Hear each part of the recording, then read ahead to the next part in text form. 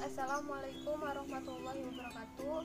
Saya Rahmadina Alfisyah, mahasiswi Politeknik Agroindustri. Di sini saya akan menjelaskan tentang potensi komoditi kopi di Indonesia. Kopi merupakan minuman hasil seduhan dari biji kopi yang telah disangrai dan dihaluskan.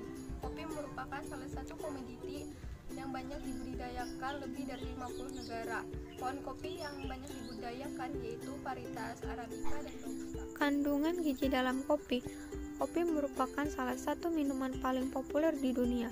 Kopi murni yang dikonsumsi tanpa gula maupun susu mengandung antioksida yang tinggi dan beberapa nutrisi yang bermanfaat bagi tubuh seperti vitamin B2, vitamin B5, kalsium, natrium, dan lainnya. Sejumlah studi menunjukkan bahwa orang yang rutin minum kopi 2-3 cangkir kopi sehari memiliki risiko lebih rendah mengalami penyakit serius seperti diabetes tipe 2, kanker, penyakit jantung, penyakit Parkinson, dan gangguan hati.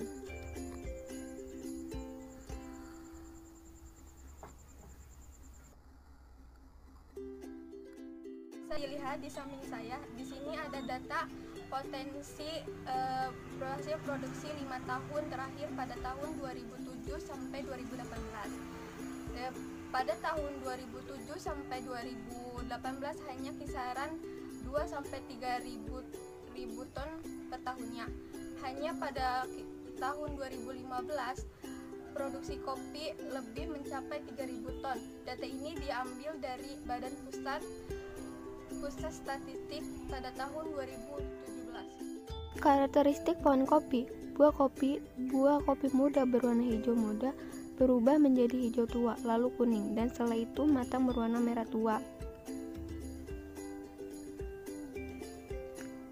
Daun kopi. Organ daun tanaman kopi tersusun dari tangkai daun dan helaian. Daunnya terbentuk jorong, tumbuh pada ranting-ranting yang tersusun. Batang kopi. Tanaman kopi termasuk tumbuhan biji belai yang memiliki bentuk batang bagian bawah besar dan ujungnya semakin mengecil. Tanaman kopi ini bisa tumbuh mencapai 10 meter. Akar tanaman kopi memiliki akar tunggang. Akar tunggangnya terus tumbuh menjadi akar pokok yang bercabang dan kemudian memiliki akar kecil. Bisa dilihat ada pohon industri kopi. Buah kopi terbagi menjadi biji kopi, kulit kopi. Biji kopi bisa diolah menjadi kopi bubuk, kopi tubruk, kopi latte. Terus kulitnya bisa diolah menjadi pupuk kompos, pakan ternak. Batangnya bisa diolah menjadi bahan bakar, bahan bangunan, contohnya seperti meja, kursi, rak. Daunnya bisa diolah menjadi teh, obat tradisional. Akarnya bisa menjadikan kerajinan. Ini hasil produk olahan tanaman kopi, bisa dilihat di sini. Permasalahan industri kopi di Indonesia masih seputar pengendalian kualitas bahan baku dan penerapan teknologi pengelolaan kopi itu sendiri. Perkebunan kopi di Indonesia masih didominasi oleh perkebunan rakyat.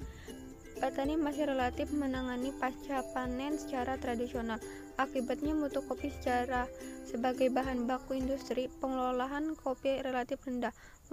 Mutu pada sebuah perindustrian sangatlah penting, dikarenakan semakin baik mutu maka pendapatan penjualan maka akan semakin besar. Oleh sebab itu, untuk dapat mengatasi masalah ini harus diperlukan penyuluhan atau pemerintahan dapat membentuk komunitas petani di tiap wilayah agar para petani dapat bertukar informasi ataupun pengalaman tentang bagaimana proses budidaya kopi yang baik dan sehingga mereka dapat meningkatkan produktivitasnya.